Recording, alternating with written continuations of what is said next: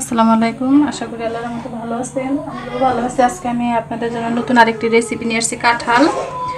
তো আজকে আমি কাঁঠাল কীভাবে ভাজি করি সেটা শেয়ার করে নেব। এখানে লক্ষ্য রাখেন আমি কী কী দিছি। দুইটা দেখেন তেজপাতা, এলাচ দিছি, দুইটা দারচিনি দিছি, আর রসুন আর আদা। আমি সবগুলো একাত্রে শিল দিয়ে এটার মধ্যে আমি থেতলিয়ে নিছি আলাদাভাবে। তো এটার মধ্যে আমি এখন তেল দিয়ে দিলাম।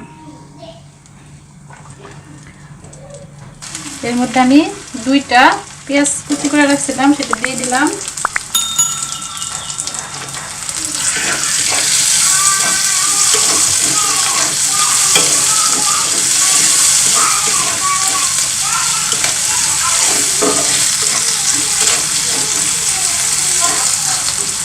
তো এখানে আমি একটু করে পানি দিব, কারণ মশলা দেবো, এই জন্য, তা না হলে মশলাটা পুড়ে যাবে। এই জন্য আমি একটু পানি দিয়ে নিলাম।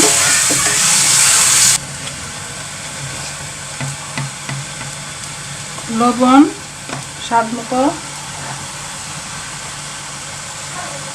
আমি কাঁচা মরিচ দিব, এই জন্য একটু মরিচের পরিমাণটা আমি আগে 1 চামচের একটু কম দিলাম। হলুদ 1/2 চামচ দিলাম। ধনিয়া গুঁড়াটাও আমি 1/2 চামচের একটু বেশি দিলাম, পুরোপুরি হাফ না। ধনিয়া গুঁড়াটা আমি সজের গুঁড়াটা আমি জিরা গুঁড়াটা 1 চামচ দিয়ে দিলাম। আর এইখানে আমি দিয়ে দিব 4টা কাঁচামরিচ। 4টা কাঁচামরিচ খালি করে দিতেছি।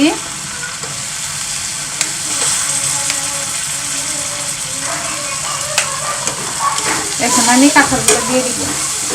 গত বছরের কাঁঠাল, এই যে দেখেন, কিন্তু দেখে কিন্তু বোঝা যায় না যে একদম কাঁচা মনে হইতেছে, আজকে সিদ্ধ করা, একদম সতেজ।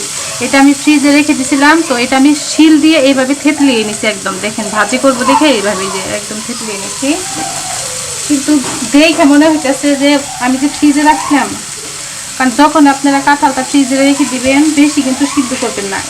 হালকা একটা যখন একবার একটু বলক উঠবেন, সাথে সাথে চুলাটা অফ করে রাখবেন, পানিটা ঝরিয়ে পরে ফ্রিজে সংরক্ষণ করে রাখবেন। দেখবেন যে মনে হবে না যে গত বছরে।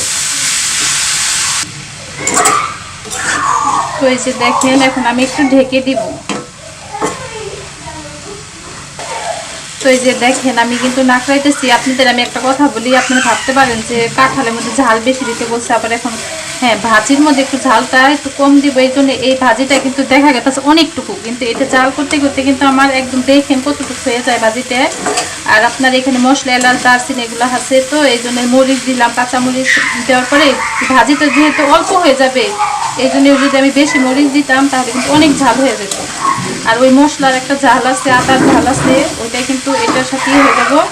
এই জন্যে আপনার ভাজির মধ্যে একটু ঝাল বেশি কম দিবেন।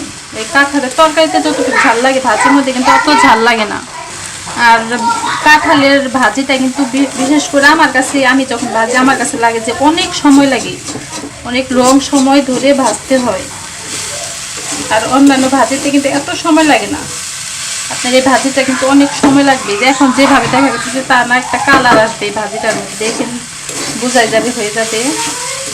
আর কাঁঠালের ভাজির মধ্যে একটু তেলটা বেশি দেওয়ার চেষ্টা করবেন। এইভাবে আপনার গরুর মাংস বলেন, তারপরে মুরগির মাংস বলেন, খুবই ভালো লাগে খেতে।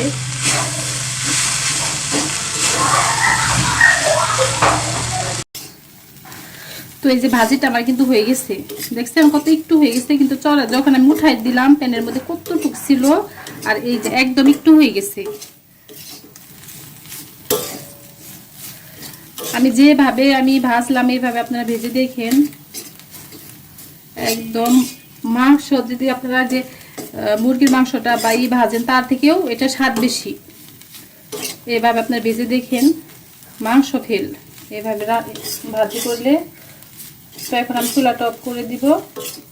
আপনার কাঁঠালের ভাজি কিন্তু ভাজার উপরে ডিপেন্ড করে। আমি সবসময় বলতেছি, যারা নতুন রাঁধুনি, অনেক সময় নিয়ে কিন্তু কাঁঠালটা ভাজতে হয়।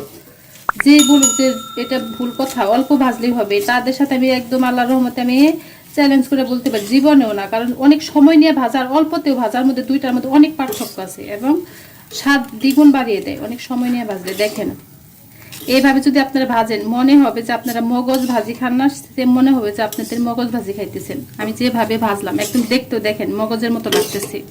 এইভাবে আপনারা একদিন ভেজে দেখেন। তো এখন আমি চুলা টপ করে দিব।